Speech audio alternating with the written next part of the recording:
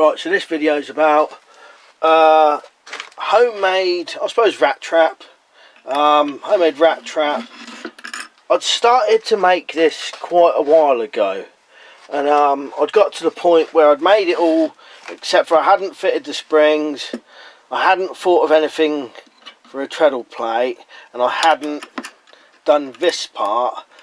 I hadn't done this part because I didn't have a good enough bit of metal, and I couldn't quite think of how I would do the treadle plate, and I obviously didn't put the springs on because there was no point if I hadn't done the rest. So the other night I was sat there and I suddenly thought, I had some good metal. This is part of one of those garden rake tines, because this is really good stuff. It must obviously be hardened spring steel or whatever. Nightmare to cut with a hacksaw. So I thought, well, that'll definitely do for that part. And then I was looking around, just trying to figure out anything for a treadle plate. I was going to cut one out of aluminium and make it. And then all of a sudden, I saw in a box some hinges. So I thought that'd be ideal. It's already got the holes and everything. It's pretty strong. Now, I did have double springs on this. So I had two each side. But I noticed that once the bar had gone back down, the springs had actually kind of gone into each other like this, so it wasn't working as good as one spring, and it was kind of like binding in. So when it opened up, and as it was closing, they kind of get caught in each other. So it's actually better and faster with just one each side of really strong springs. So in a way, it's kind of like a cross between two traps that I've seen. There's, I think it's the Coro trap, has this kind of trigger, like bar going down in a treadle plate. There's another trap, can't remember, it might be the Uhl trap, which has this kind of offset bar and springs.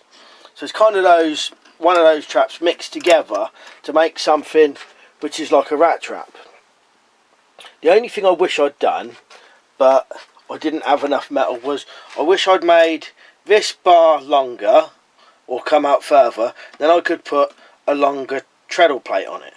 But because it's quite short, you have to have a small treadle plate. Otherwise, if a treadle plate was right out here, you'd only catch an animal's nose, if you know what I mean.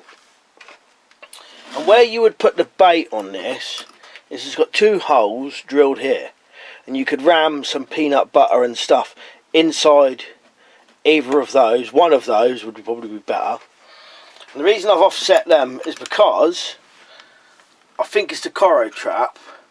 People complained that when the trap goes off and the bar goes flying in the air, it can actually just knock the animal flying out of the way. Whereas if that's to one side, hopefully they'll be stood here trying to get the bait in there, and then the bar would miss them when it goes up.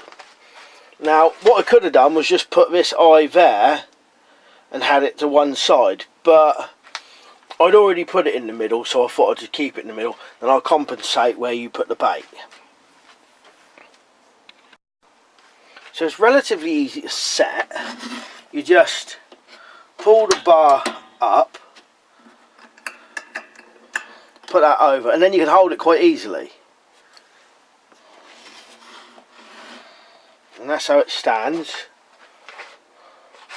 And then when your rat or anything like that comes along and touches the treadle plate, so hopefully you're hoping it would lean on the treadle plate to get up to that.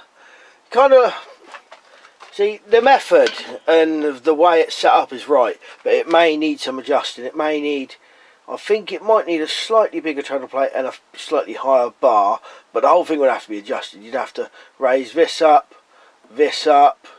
bring this out, you know, if you wanted it to all be a bit bigger. But anyway, the mouse or the rat stands on that, the bottom part of the hinge. That goes down, this bar flips up, and then the killing bar comes down.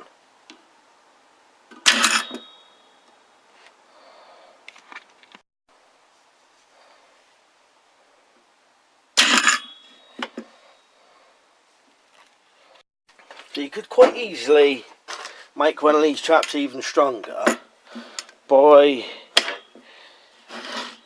if the wood, because funny enough this wood was to about there, it was much longer, but I didn't want it to be a massive great long trap, but it could have been longer, and then these screws for the back of the springs could have gone even further out and then put even more tension on it. So this part is 2 bits of wood. Would have been better if it was 1, but that's what I had. You got a eye there, this part of the trigger, hinge for 2 screws, 2 screws at the back to hold the springs. Then the hardest part is bending the parts to the this bar. So you've got to kind of do a loop, go down, do a loop, bring it round across, back down, do a loop again, and up, and then do another loop. That's quite thick metal,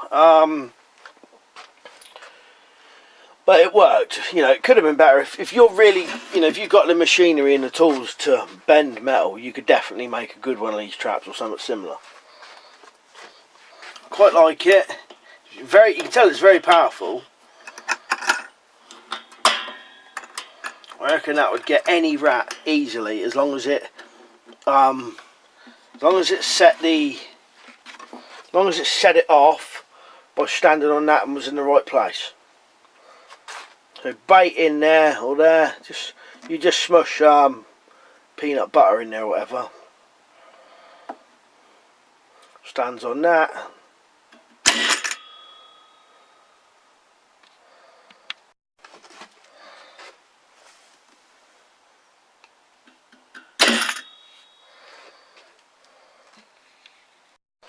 That's a little bit out of proportion, but it's probably bigger than a rat. But you see, I probably would get one if it would just come right up and stood on that with its front legs.